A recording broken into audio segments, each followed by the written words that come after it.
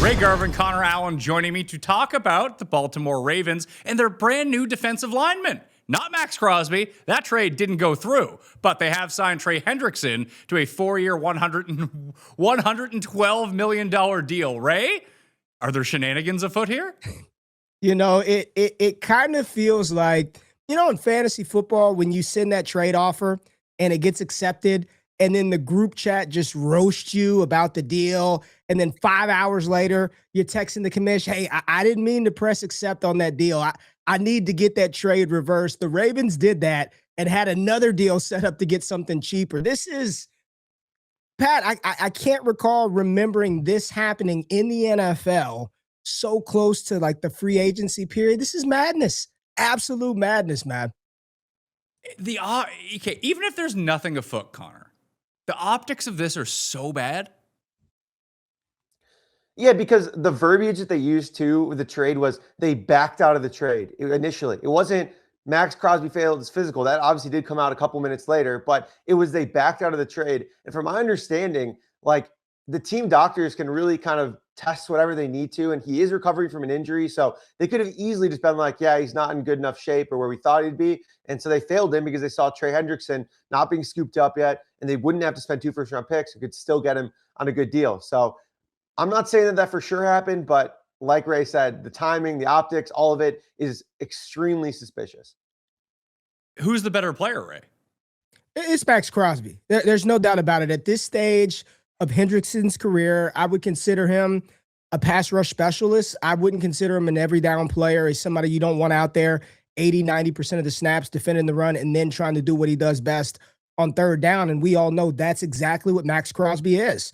I can't speak to the knee. I'm not a damn doctor. I haven't seen it. I didn't scope it. I haven't looked at it. But when he's on the field, weeks 1 through 18, that dude is a menace against the run and getting after the quarterback. Maxx Crosby is no doubt the better player. But Pat, it wasn't about who the better player was. This clearly was about something else. Cost of acquisition, buyer's remorse. We've all been there in life at some point in time. And the Baltimore Ravens absolutely seem like they were there right now. Well, Connor, they get to keep their first-round pick, which is huge. Yeah, two first-round picks. I mean, this is like, I mean, when you adjust for cost of what you're paying to get him, like it is chasmic, like it is massive. So, yeah, I don't blame him. I mean, I think it's kind of bad business amongst the NFL. That was reports before last night, before they signed him. There was some, I think Schefter tweeted it saying like, there's a bad feeling right now amongst NFL teams and how they're feeling about this whole thing. And then this happened. So I don't know. I think we're reading between the lines, but I think we're on the right path here. Well, Ray, how much do you think it is that, I mean, Schefter's tweeting this out. Listen, friend of the show, Adam Schefter, he comes on and gives his golf picks every now and again. But it's a situation where the agents are feeding this. So like it's bad. Like I said, it's bad optics for the Ravens. But I feel like a lot of you can't deal with the Ravens. Like what's going on with this organization? It sounds like a lot of agent speak that they're just mad that this happened. Absolutely. Absolutely. My client had agreed to go there. We were ready to roll and we made subsequent deals based on that. And you backed out. Hell yeah, the agents are mad. But this idea that teams aren't going to do business with how many times do we look across the NFL and talk about all the bad business moves the NFL does to play? It's the best drama in sports. The Ravens will absolutely have people deal with them. They will sign free agents in the future. They backed out. And isn't this the whole thing? Nothing is official until what? 4 p.m. Eastern today. It feels nasty. It looks a little bad, but you know what? At the end of the day, they will continue to bring people in and everything will be fine as we move on. It's wild to see it play out. It really is. How do you think this makes the Ravens? Because they haven't really done a whole lot during free agency. Like they lost their center. That's no good. They picked up a guard. They lost Isaiah Likely. Charlie Kohler isn't there anymore. So it does seem, Connor, like their offensive line might need some work.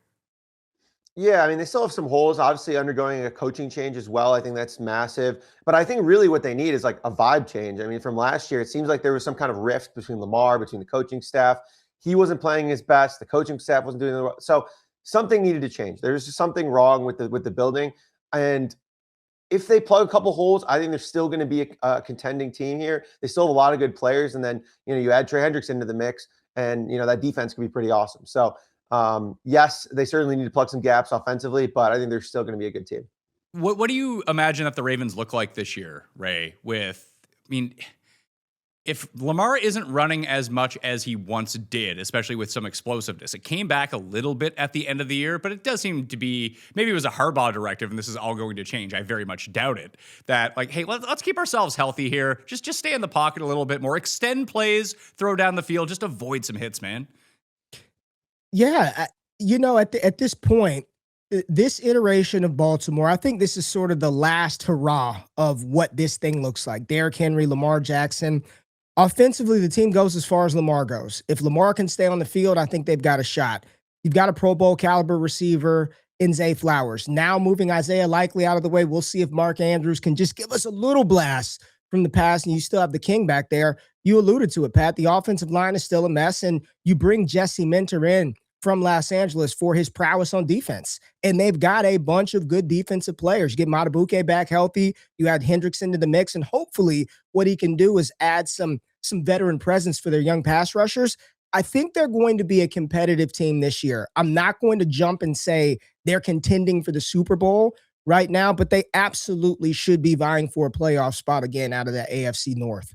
Well, let's switch gears here, Connor. What happens to Maxx Crosby now?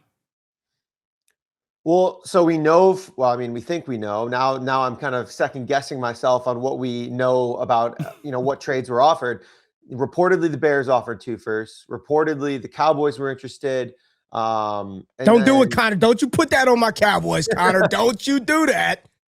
Well, the Cowboys feel like they're out after, like, this is the kind of the shit problem with Crosby now, is that all these other teams made moves. Now they have no money, or they filled that spot already.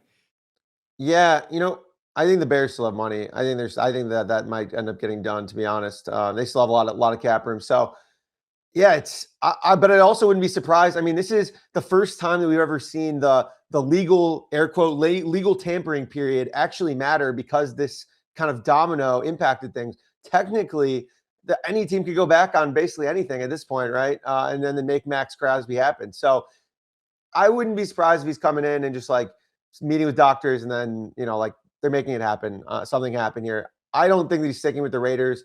Can you really trade a guy and then just take him back? That would be pretty surprising, I think. So I think he's going to go somewhere. My bet right now would be Chicago, just based on money available, interest, and pulls. I don't know, just kind of does whatever he wants. It seems like some moves are awesome, some moves are not so great. So we'll see. The other part of it too, Ray, with Maxx Crosby, even if he was to stay in Las Vegas, they just used up, I know they had a bunch of cap. They just signed a bunch of guys to a lot of money. That was my question. I mean, I looked this morning. It's just Malcolm Koonce, Tyler Linderbaum, trade for this guy, boom, boom, boom, boom, boom. And now you add this money back on the books. I'm not going to pretend that I'm some cap expert here, but that was the first initial thought. What happens to all of those guys they've had these verbal commitments with, and everybody's saying, well, that's just in principle. None of that stuff is official, but it's legal tampering, and it's kind of like unofficially official. I don't know what happens, Pat. And Connor, you brought that up. The only time that I can recall this happening is NBA, DeAndre Jordan, and the trade that never happened. Dalton Connect from the Lakers most recently traded and then came back, and it hasn't worked out well. Pat, I don't think he's playing for Las Vegas, and his market is significantly diminished now. The Raiders got to be pissed. That's the team that lost is the Las Vegas Raiders today. They were the loser in all of this. They were, but if they can still get that deal done with the your Chicago Fighting Bears, Connor. But if you're the Bears and you're looking at it, you'd be like, yeah, we did offer first 2 round picks. Now you have no suitors. Yeah, there's no way that they're offering 2 firsts anymore. Like, I think you get maybe like a first and like, I don't know, something like maybe a mid-round pick or something like that, or maybe a first and a player. I would be shocked at this point if they give up 2 firsts. And if they do, then good. I mean, good for the Raiders. But at this point, like, if you already went to the Ravens, failed the physical, the Cowboys went and spent a bunch of money, like, who is their competition even left? I really don't know at this point, and who else would be in on the sweepstakes. Well, the only way I could think about it is if it's not 2 first-round picks anymore, that maybe there are some other teams that look at the situation and say, hey, we do have some cap room. We could use an elite pass rusher. Maybe it's a first and a third, and now all of a sudden we're back in on this. Yeah, that could make sense. I mean, the Bears pick is late too, because they, ended up winning some games there. So it's the first time the Bears have had a late pick in a while. So it's not like their first round pick is some like top 10 pick anymore. So yeah, first and a third is probably not enough maybe for them to get it done. But we'll see. I mean, there's still a long way to go, it feels like, and the situation seems extremely tenuous right now. Like, Ray, is this a spot where New England can jump in?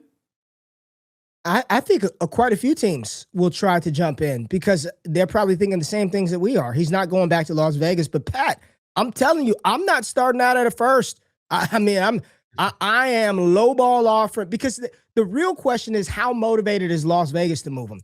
They can tell all that shit that they want to. We're getting him ready and hopefully he'll be ready for week 1. He won't be out there.